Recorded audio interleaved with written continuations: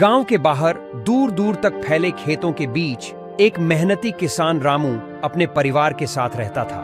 रामू की एक ही पहचान थी, उसकी मिट्टी से जुड़ी मोहब्बत। वह सुबह से लेकर रात तक अपने खेतों में काम करता, अपनी फसल को संतान की तरह पालता।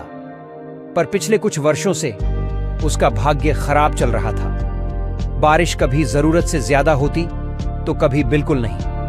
कभी कीड़े उसकी फसल बर्बाद कर देते तो कभी सूखा उसे तबाह कर देता। एक शाम जब वह अपने खेत की सूखी मिट्टी को हाथ में लिए बैठा था, उसकी आंखों में आंसू थे। क्या मेरी मेहनत कभी रंग लाएगी?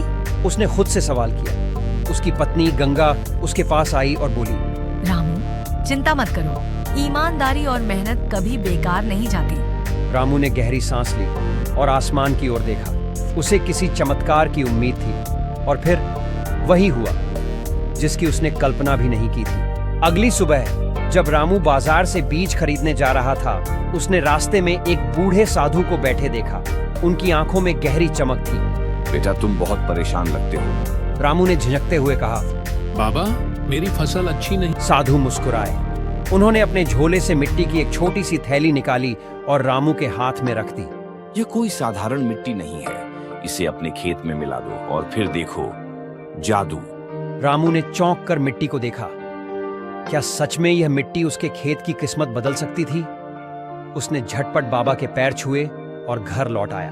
रामू ने उस मिट्टी को अपने खेत में मिला दिया और मन लगाकर खेती करने लगा। कुछ दिनों बाद गांव वालों ने उससे मजाक उड़ाना शुरू कर दिया।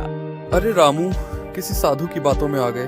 खेती मेहनत से होती है, जादू से नहीं। रामू ने उनकी बातें सुनी, पर उसका विश्वास अडिग था।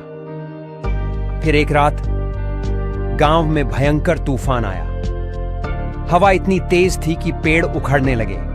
कई किसानों की फसलें बर्बाद हो गईं। रामू का दिल बैठ गया। क्या उसकी फसल भी नष्ट हो जाएगी? सुबह जब रामू अपने खेत पहुंचा तो उसकी आंखें फटी की फटी रह गईं।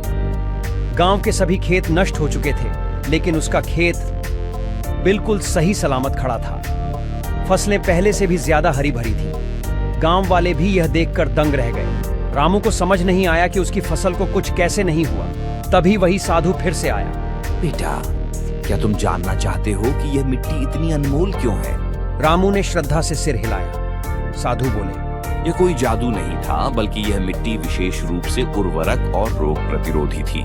उन्होंने बताया कि यह मिट्टी विशेष प्रकार के सूक्ष्म जीवों से भरपूर थी, जो पौधों को मजबूती देते हैं और किसी भी विपत्ति में उन्हें बचाते हैं।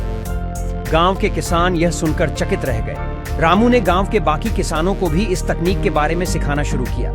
उसने उन्हें दिखाया कि धीरे धीरे पूरे गांव की खेती सुधरने लगी। किसान अब सिर्फ परंपरागत तरीकों पर निर्भर नहीं थे, बल्कि नई नई तकनीकों को भी अपनाने लगे। रामू का खेत अब सिर्फ एक खेत नहीं था, वह पूरे गांव के लिए प्रेरणा बन गया था। सीख नंबर 1, मेहनत के साथ साथ बुद्धिमानी भी जरूरी है। नंबर 2, हर समस्या का समाधान होता है, बस सही तरीका अपनाना चाहिए। नंबर 3, जब दुनिया आप पर हंसे तब भी अपने विश्वास पर डटे रहें। नंबर 4, मिट्टी, मेहनत और मन तीनों को समर्पित करोगे तो सफलता जरूर मिलेगी।